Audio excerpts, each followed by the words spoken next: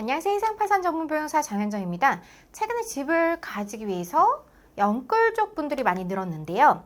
원리금을 근데 영끌족 분들이 변제를 잘 하지 못해서 개인회생을 신청하셔야 하는 분들이 상당히 많이 주고 계세요. 아파트, 집을 담보로 대출을 받은 상태에서 개인회생을 신청할 경우 집을 어떻게 처리해야 할까요?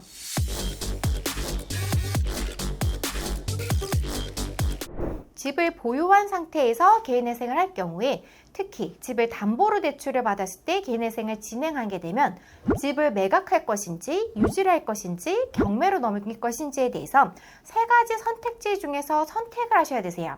그런데 사실 내가 영끌에서 산 집을 경매로 넘기고 싶어하는 사람이 거의 없죠. 그렇죠? 그럼에도 불구하고 이러한 집을 경매로 처분하는 것이 유리한 경우에 대해서 한번 설명을 드려보도록 할게요. 집을 살 때 담보대출을 받아서 사게 되면 내 집에 대한 담보는 부동산 등기부등본 얼굴안에 근저당권이라고 표시가 되는데요. 이 담보권 채무는 별채권부 채무라고 하는데요. 별채권부 채무인 경우 안 갚으면 근저당권자 담보권자가 바로 경매에 넘길 수 있어요. 그런데 개인회생을 신청하면 금지명령, 중지명령을 통해서 이런 경매의 진행을 잠시 막을 수 있어요. 그럼 채무자분들의 입장에서는 어쨌든 잠시라도 시간적 여유가 생기게 되는 거죠.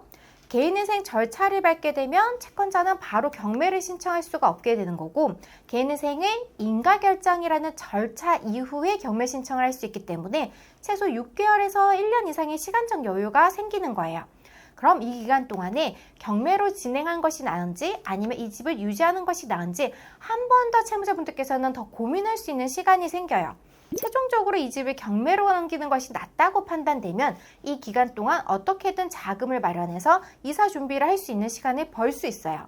개인회생을 진행하면서 집을 경매로 처리하는 것이 유리한 경우는 집값이 담보대출금보다 낮은 경우예요. 집 시세보다 담보대출금이 더 많은 경우에는 유지하는 것보다 집을 경매로 처리하는 것이 더 유리할 수 있는 거죠. 예를 들어 볼게요.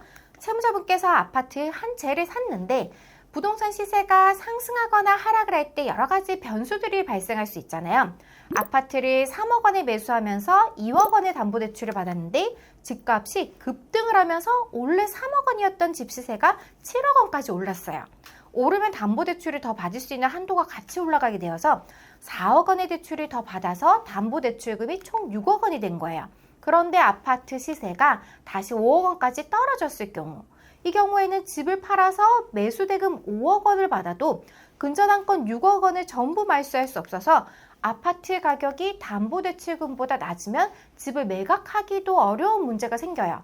이런 상황에서 1억 원을 더 내면서까지 집을 파는 것도 어렵고 집을 보유하는 것도 현실적으로 오히려 손해가 될 수 있어요. 이때는 개인회생을 진행하시는 경우라면 차라리 경매로 집을 처분을 하면 대출금보다 낮은 금액에 낙찰된 경우에는 남은 대출 금액은 개인회생 채권에 포함이 되어서 탕감받을 수 있어요. 예를 들어서 6억 원의 대출금이 있는 집이 5억 원에 낙찰되었다고 했을 때 부족한 1억 원은 개인회생 채권에 포함을 시켜서 탕감을 받을 수가 있는 거예요.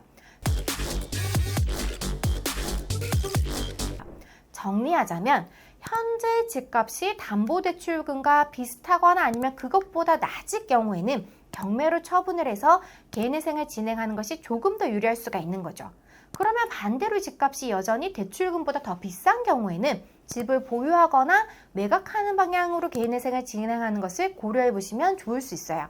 집을 경매로 처리해야 될지 유지해야 될지 잘 모르시겠다면 저희 사무실로 문의를 주시면 전체적인 내용을 확인해서 해결 방법을 알려드리도록 할게요.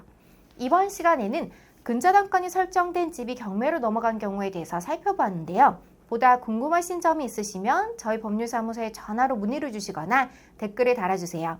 지금까지 장현정TV의 장현정 변호사였습니다. 감사합니다.